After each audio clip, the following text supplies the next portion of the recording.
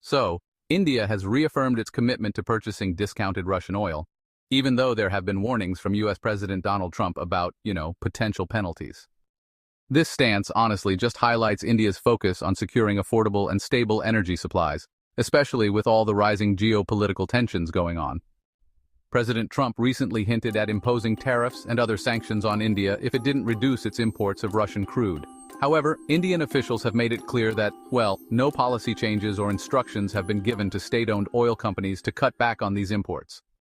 So contrary to Trump's remarks, India continues to maintain its current levels of Russian oil purchases. Since the war in Ukraine began, India has dramatically increased its reliance on Russian oil, which now accounts for over one-third of its crude imports. This makes India the world's second largest buyer of Russian oil after China, importing more than 2 million barrels daily. So the country benefits from discounted prices, which, really supports its energy security and economic growth.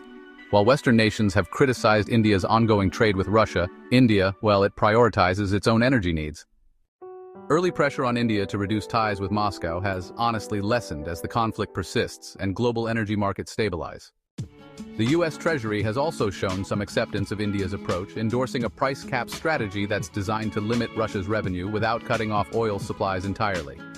US officials have even acknowledged that India's purchases under this framework do not violate sanctions.